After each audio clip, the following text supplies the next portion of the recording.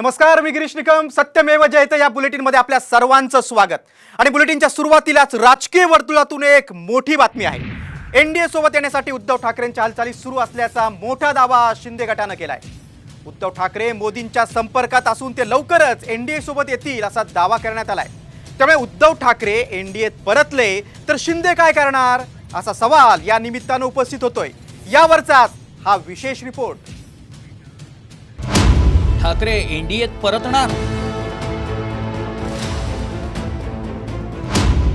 उद्धव ठाकरे मोदींच्या संपर्कात?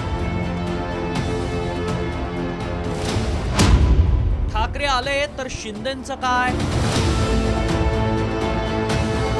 लोकसभा निवडणूक निकालाला अवघे काही दिवस शिल्लक असताना शिंदे गटाच्या दीपक केसरकरांनी खळबळजनक दावा केलाय.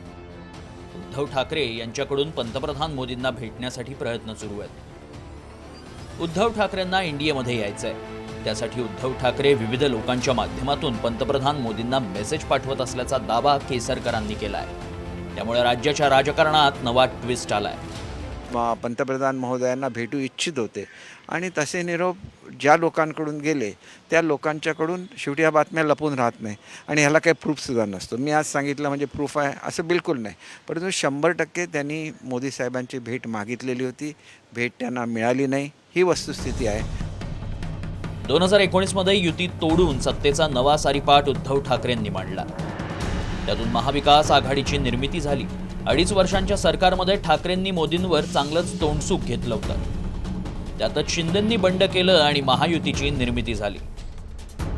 त्यामुळे भाजपसोबत ठाकरेंच्या मनोमिलनाची सुतराम शक्यता नसल्याचं राज्यातील राजकीय परिस्थितीवरून जाणवतं. तर हे ठाकरेंच्या हातात नसून त्यांना एनडीएत घ्यायचं की नाही याचा निर्णय मोदी शहा घेतील असा टोला शिंदे गटाचे प्रवक्ते संजय शिरसाटांनी लगावलाय. पडद्यामागे हालचाली नाही, आता पडदा बाजूला गेलेला आहे. हालचाली डायरेक्ट व्हायला लागलेल्या आहेत. हे प्रत्येक कॉमन माणसाला सुद्धा कळतात. यांचं प्रयत्न सर्व पद्धतीने चालू आहेत. आता यांना त्या आघाडीमध्ये राहायचं नाही हे जवळपास निश्चित झालेलं आहे आणि म्हणून ते उद्या आले तर एवढं आश्चर्य वाटण्यासारखं काहीच नाही आहे. 19च्या नंतर शरद पवारने दिलेला त्यांना जमाल गोटा, त्याच्यामुळे यांची झालेली वेगळी बडबड ही आता जनतेने पाहिलेली आहे. राज्यात लोकसभेचे काय निकाल लागतात यावर आगामी राजकीय समीकरणं ठरणार आहेत. त्यामुळे विधानसभेआधी भाजपच्या बेरजेच्या राजकारणासाठी पुन्हा काही वेगळे प्रयोग होणार का आणि त्यातून मनोमिलनाचे प्रयत्न होतात का हे पाहणं महत्त्वाचं असेल. मात्र ठाकरे एनडीएत आल्यास शिंदेंचं काय असा प्रश्न निर्माण होऊ शकतो. ब्युरो रिपोर्ट, साम टीव्ही. पुढची बातमी आता आमदार रवी राणांनी केलेल्या दाव्याची. उद्धव ठाकरे हे नरेंद्र मोदी पंतप्रधान झाल्याबरोबर उद्धव ठाकरे एनडीए मध्ये सामील होणार ही काळ्या दगडावरची पांढरी रेघ असा मोठा दावा आमदार रवी राणांनी केलाय. तर उद्धव ठाकरे रवी राणांसारखी तडजोड करणार नाही तसं प्रत्युत्तर आमदार जितेंद्र आव्हाडांनी दिलंय.